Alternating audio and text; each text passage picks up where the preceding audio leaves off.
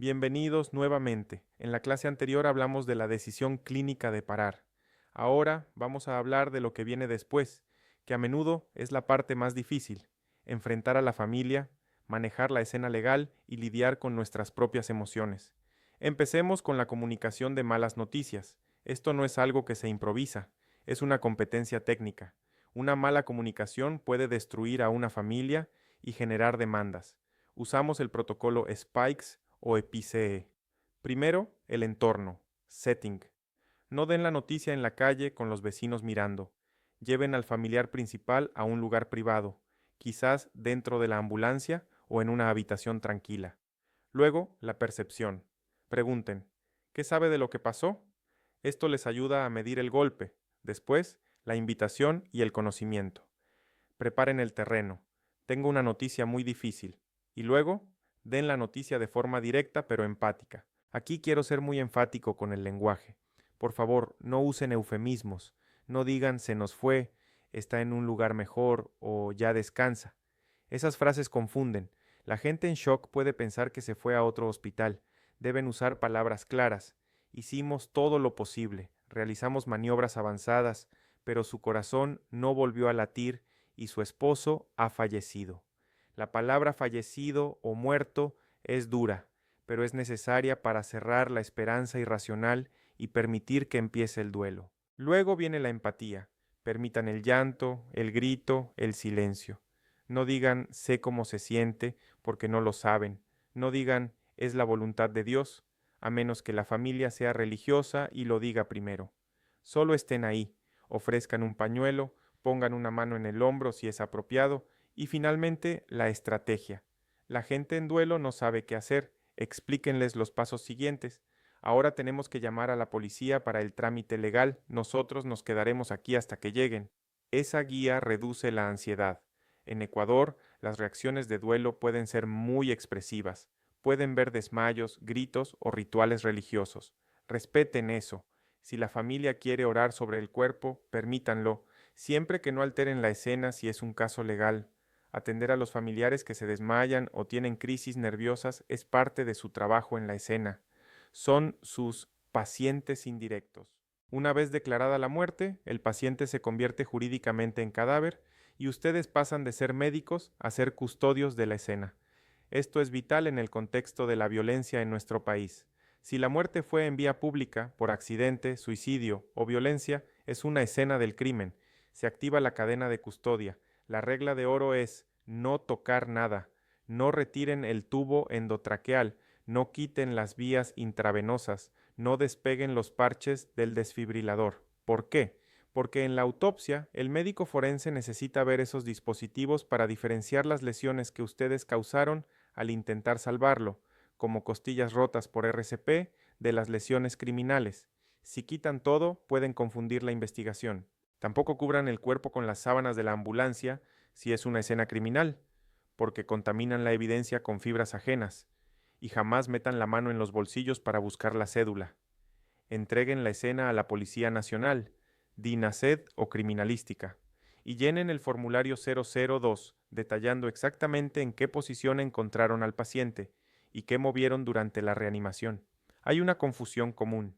El TSM no firma el certificado de defunción del INEC. Eso lo hace un médico. Si es muerte natural en casa, la familia debe buscar a su médico tratante o al centro de salud. Si es muerte violenta, el cuerpo va al centro forense. Ustedes no pueden certificar la muerte legalmente, solo constatan el fallecimiento clínico. También debemos hablar de la bioseguridad post-mortem. Aunque el paciente haya muerto, el riesgo biológico sigue ahí.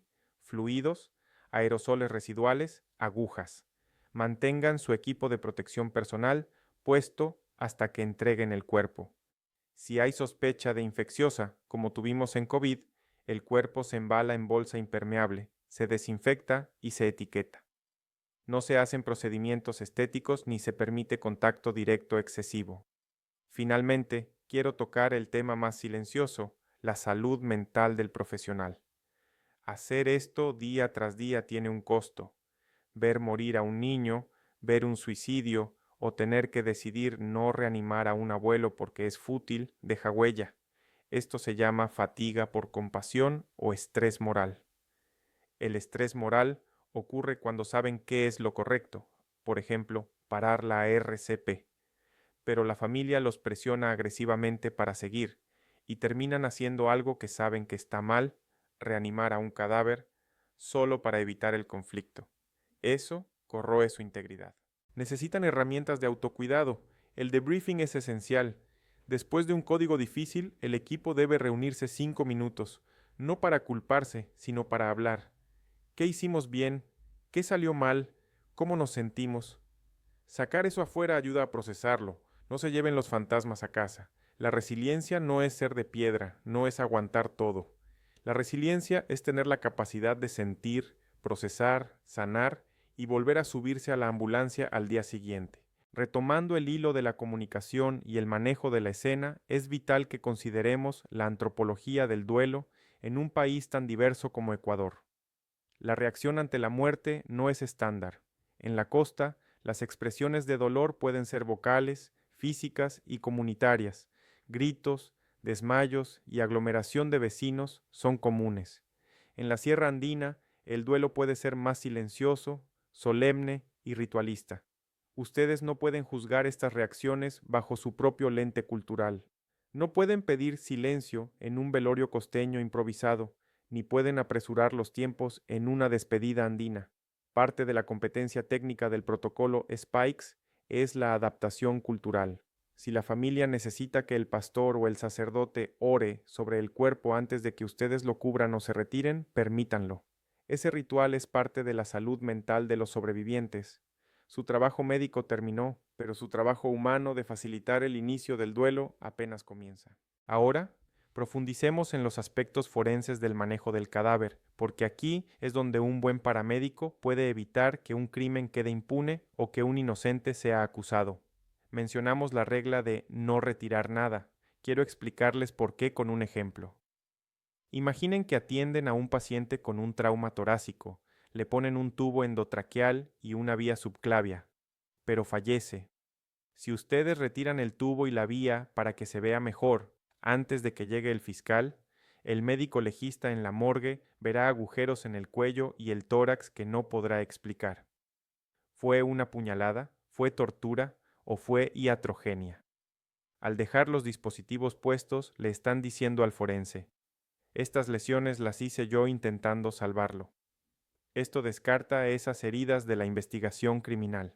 Además, si cubren el cadáver con la sábana de la ambulancia y ésta tiene pelos, fibras o fluidos de otro paciente anterior, están contaminando la evidencia con ADN externo. Si es una escena de crimen, el cuerpo no se toca, no se cubre, no se mueve, a menos que sea estrictamente necesario para confirmar la muerte, y jamás, bajo ninguna circunstancia, manipulen armas o casquillos en la escena por seguridad. Si hay un arma, la seguridad la da la policía, no ustedes recogiendo evidencia. Un punto de confusión legal frecuente es el certificado de defunción.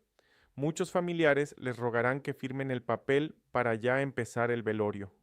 Ustedes deben ser firmes. Mi competencia legal llega hasta el informe de atención. No tengo la potestad legal para certificar la causa de muerte civil. Si ceden y firman un papel que no les corresponde, o si aconsejan mal a la familia, diga que se cayó para que no le hagan autopsia.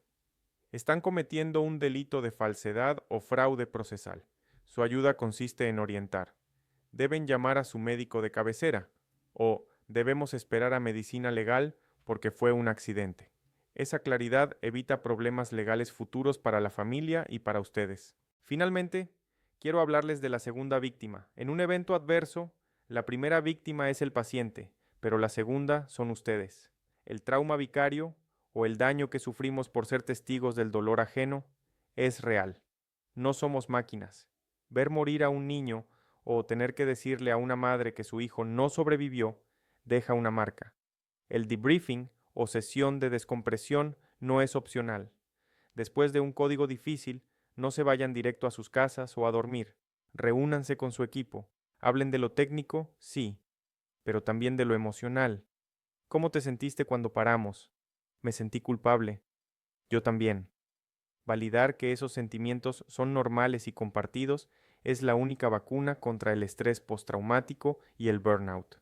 Las instituciones deben proveer estos espacios, pero si no lo hacen, ustedes como compañeros deben cuidarse mutuamente.